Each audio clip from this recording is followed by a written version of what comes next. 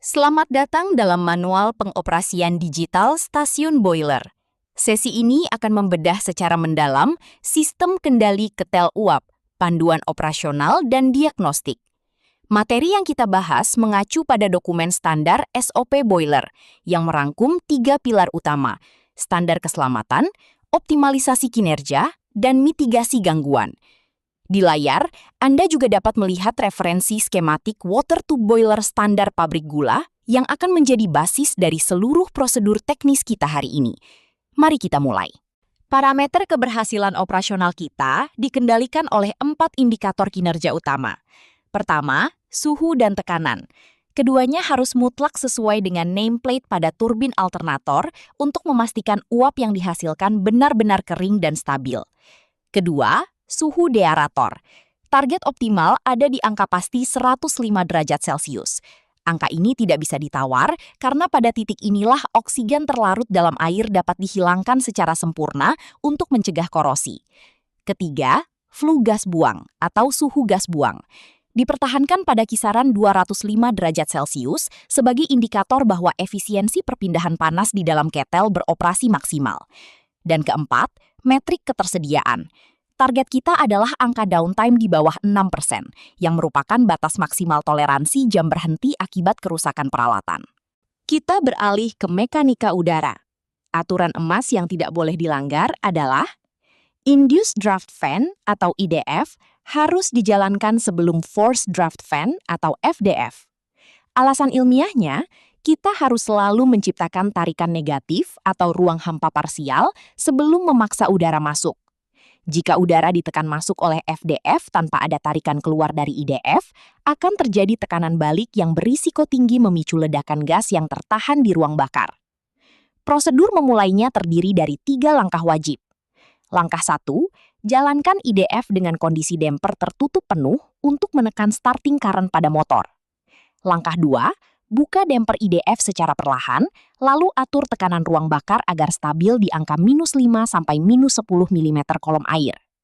Langkah 3, barulah jalankan FDF dengan damper tertutup, lalu buka perlahan sesuai kebutuhan suplai udara pembakaran.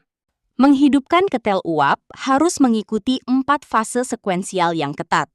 Fase 1, persiapan pada tekanan 0. Pastikan isi air di level normal.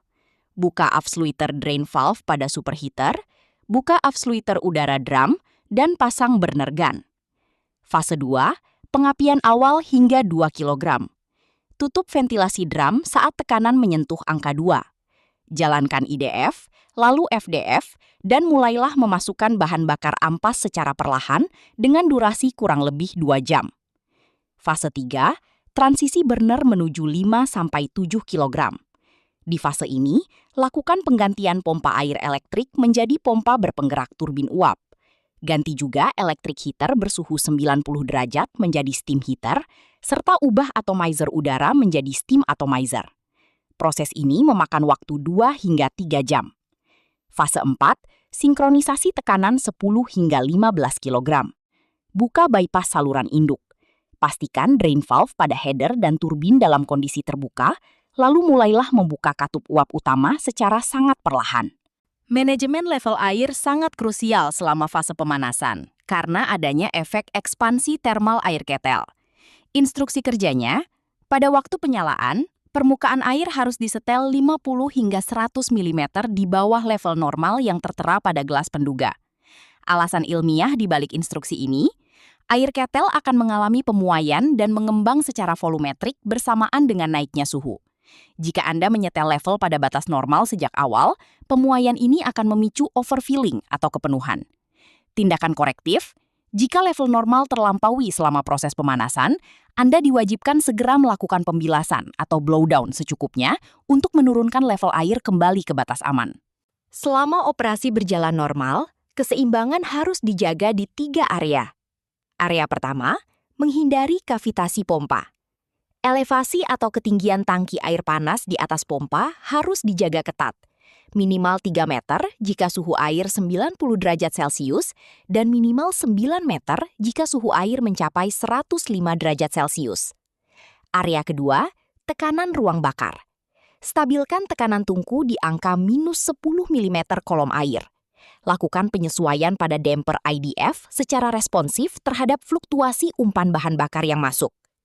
Area ketiga, komunikasi siklus. Operator wajib menggunakan interkom atau lampu sinyal untuk berkoordinasi dengan stasiun gilingan dan pan masakan jika ada fluktuasi beban tiba-tiba. Tujuannya adalah mengurangi laju pembakaran agar cadangan bahan bakar di kisi-kisi atau grate tidak terbakar habis terlalu cepat saat permintaan uap turun. Kinerja optimal dipertahankan melalui 2 perawatan rutin, soot blow dan boiler blow.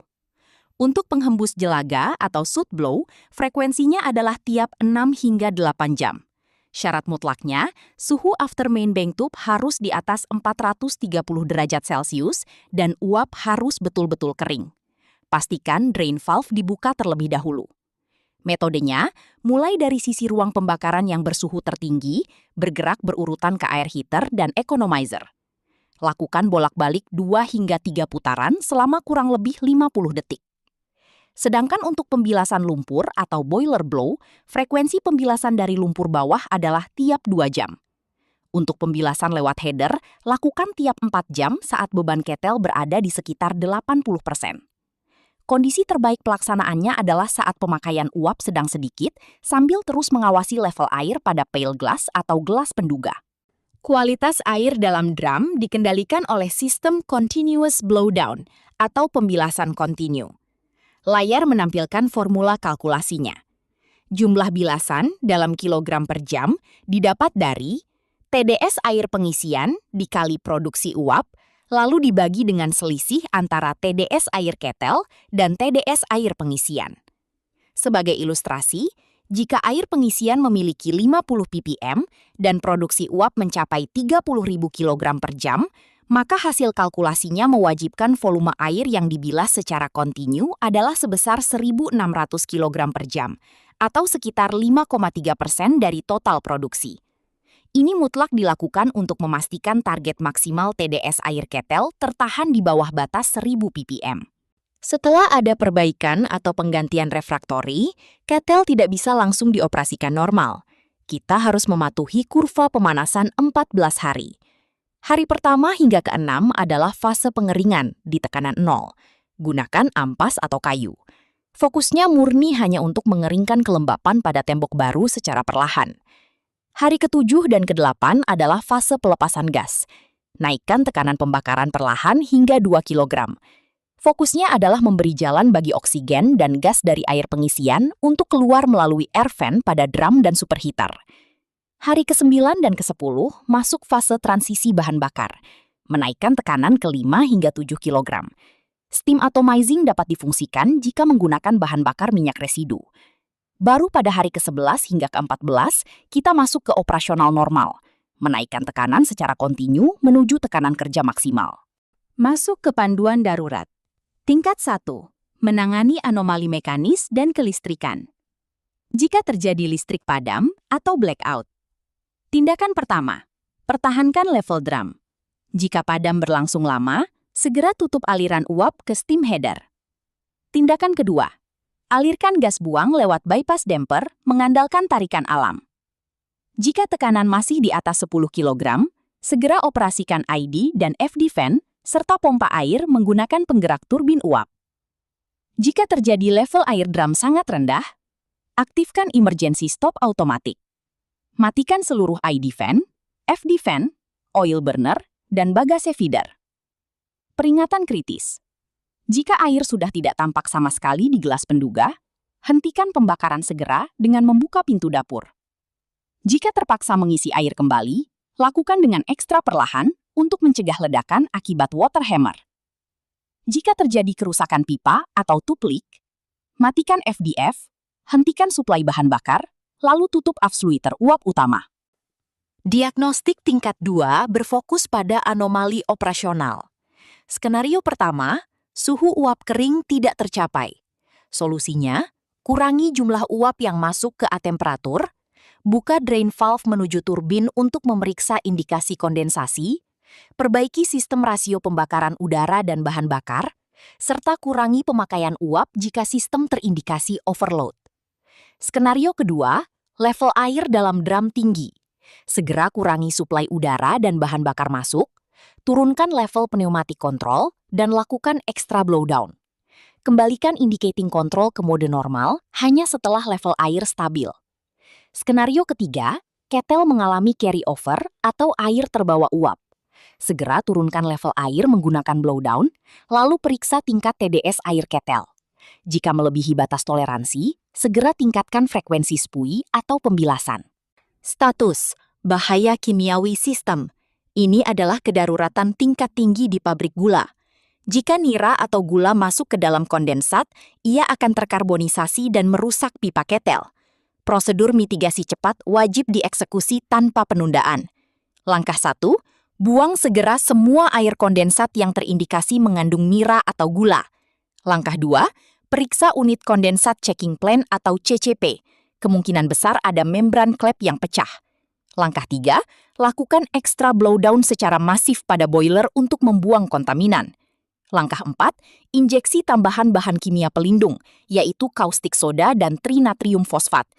Langkah 5, setelah kondisi tertangani, kalibrasi ulang pengaturan CCP di rentang 150 hingga 250 mikrosiemens, sesuaikan dengan standar kualitas produksi kondensat. Standar parameter air tidaklah sama untuk setiap ketel. Slide ini menunjukkan matriks komparasi untuk merek Takuma, Yoshimine, Chengchen, Stork, Combi, Borsig, hingga John Thompson. Sebagai contoh, rentang pH operasional Chengchen ada di 9,5 hingga 10,5, sementara Takuma lebih basah di 10,5 hingga 11,5. Batas kesadahan rata-rata harus di bawah 10 ppm. Namun perhatikan total solid. Chengchen dan Takuma mematok maksimal 1.500 ppm, sedangkan Yoshimine dan Borsig sangat ketat di bawah 500 ppm. Insight komparatifnya jelas. Setiap merek memiliki toleransi kimiawi yang unik. Kepatuhan mutlak pada matriks spesifik ini diperlukan untuk mencegah korosi pada dinding pipa dan memitigasi resiko carryover. Kondisi kritis sering terjadi saat kelembapan bagase atau ampas tebu terlalu tinggi. Hal ini menghancurkan nilai kalor secara instan dan menurunkan tekanan uap secara drastis. 3 strategi mitigasi berjenjang yang harus dilakukan. Pertama, intervensi stasiun gilingan. Segera hubungi operator gilingan untuk meningkatkan daya pressing pada unit gilingan akhir guna memeras sisa air. Kedua, sirkulasi bahan bakar. Aktifkan bagase reclaimer. Sirkulasikan cadangan ampas kering yang tersimpan di bagase storage kembali masuk ke ketel untuk menaikkan nilai kalor. Ketiga, kompensasi thermal. Sebagai penanganan darurat dan sementara, segera nyalakan oil burner untuk menyuntikkan panas buatan guna mempertahankan suhu ruang bakar. Setidaknya sampai kualitas ampas dari gilingan kembali membaik. Kesimpulan dari seluruh panduan ini bermuara pada satu konsep, keseimbangan operasional sempurna. Mencapai target suhu 105 derajat pada deaerator, 205 derajat pada flue gas, dan downtime di bawah 6% bukanlah hasil dari menekan satu tombol. Target tersebut tercapai melalui harmoni 3 pilar pembentuk segitiga ini. Pilar pertama, kinerja mekanis dan suhu, yang menuntut disiplin shoot blow, sekuensial penyalaan drafting IDF atau FDF yang benar, dan kontrol suhu feed water. Pilar kedua, kualitas bahan bakar, yang dicapai lewat komunikasi erat dengan stasiun gilingan untuk menjaga persentase zat kering ampas. Pilar ketiga, kimia air dan pembilasan, yang berarti kepatuhan mutlak pada matriks merek ketel dan eksekusi presisi pada continuous blowdown.